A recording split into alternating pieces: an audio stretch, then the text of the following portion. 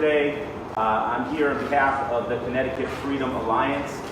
We are here to expose what we believe is really something that was mind-boggling that the governor stated the other day in his press conference. So on Tuesday of this week, September 8th, Governor Lamont stated in a press conference when asked a question about, he was asked a question about the vaccine uptake, being the vaccine hesitance about this COVID vaccine, and how a lot of people don't want to receive it.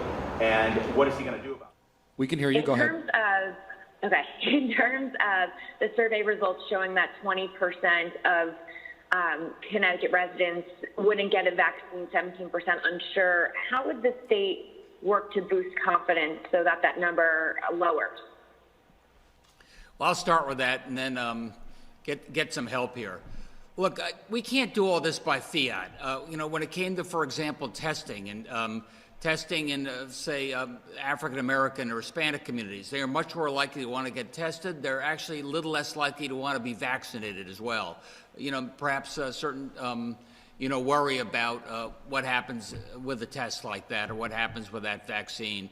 I got to do a better job of education. I've got to do work with the churches. I got to do everything I can to give people confidence that we would never be asking you to, first get tested and then try a vaccine until we're absolutely certain it's safe. It's safe for you, it's safe for your family, and it's safe for your community. And that's something we're going to have to work on every day.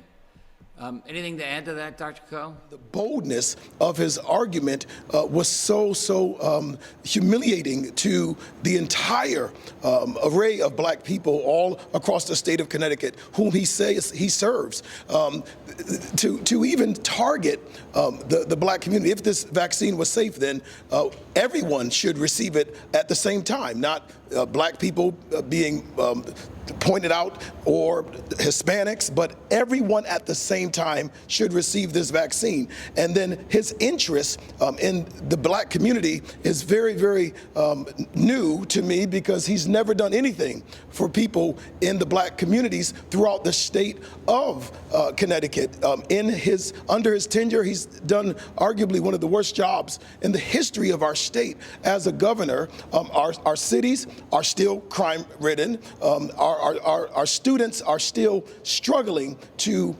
receive a proper education.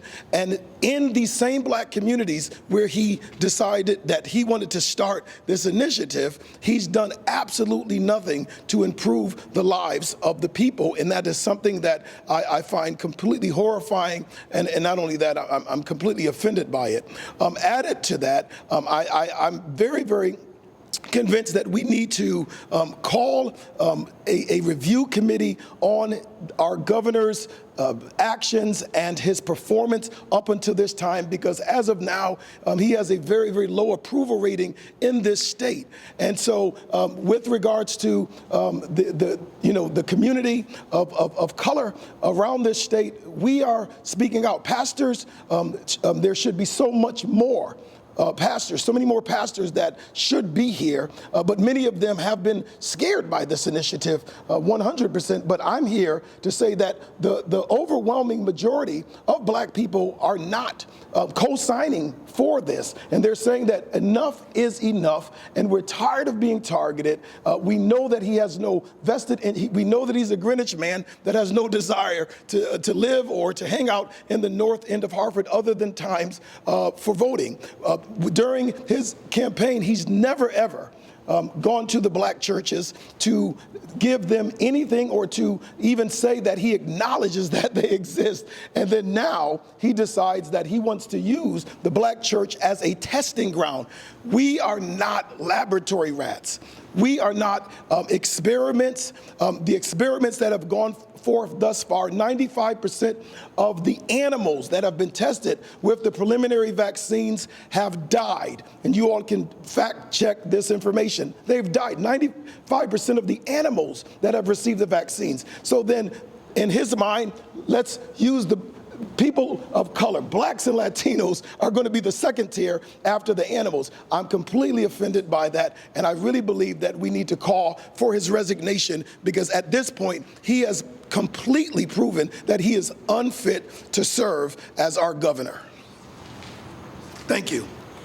And I just want to add, it was reported just yesterday that the AstraZeneca COVID-19 vaccine, which is one of the leading candidates to be released, rolled out as soon as November 1st. It was reported by Bloomberg News. But it was just reported yesterday that someone suffered an adverse reaction, transverse myelitis, and she's lost the use of her hands and feet. And this is the vaccine that they want to roll out first in the black community and black churches and treat them as guinea pigs in this experiment. It's despicable. It's deplorable. Attorney Tricia Lindsay is now going to speak. Thank you for having me. I don't have much to say, because I think it's what has been needed to said has been said very well by Attorney Fester and Dr. Lewis. But what I will say is I'm going to speak directly to my community, to our community, the black community and the Latino community. You all, I need you all to wake up. And I need you all to come forward, and I need you all to speak out against this.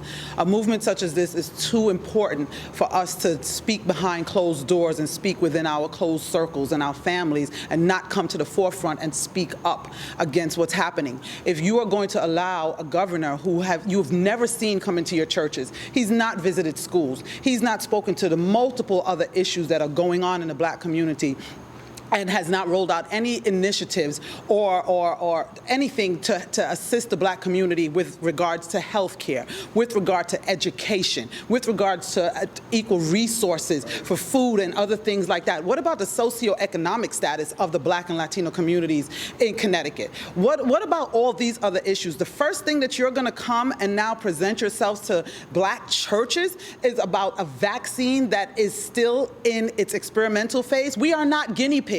This will not be another Tuskegee, and we are not going to allow it. Ned Lamont is being called to the carpet, and anyone else, any other legislator or anyone else that is on this bandwagon, let him and his family take the vaccine first. Let Bill Gates and his family take the vaccine first. Let the legislators take the vaccine first.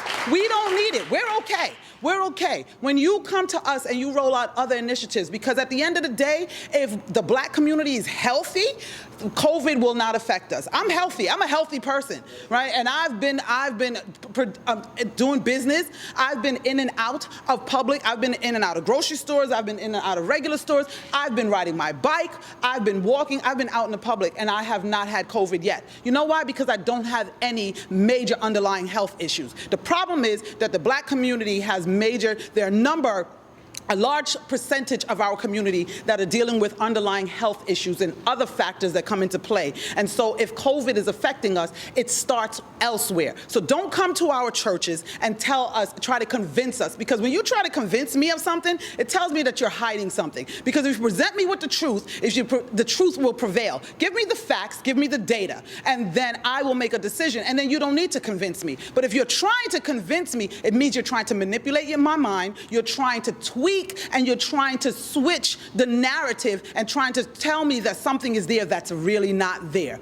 You are not welcome, Ned Lamont, and everyone else that's with you, Bill Gates, or anyone else that is a supporter of pushing this vaccine in the black and Latino neighborhoods. And that's for humanity on a whole, right? Black, white, or otherwise. But the fact that they want to come and target our communities, just like they have been doing in the history of this country, it is unacceptable, and we're not gonna allow it. And we need our community to speak up, because here's the deal: if our community, I'm talking directly to our black and brown brothers and sisters, if you think that this is just going to go away, or that we're going to fight it and the vaccine is going to go away, or they're going to come and give you a choice because we're fighting, it's not going to happen. They're going to tie it to freedoms they're going to tie it to social services. They're going to say you cannot go to school, you cannot travel, you cannot shop, all these different things. They're going to say you cannot get Section 8 or anything else, health care or anything else that we're entitled to. And so if that happens, then there's a lot more at stake here.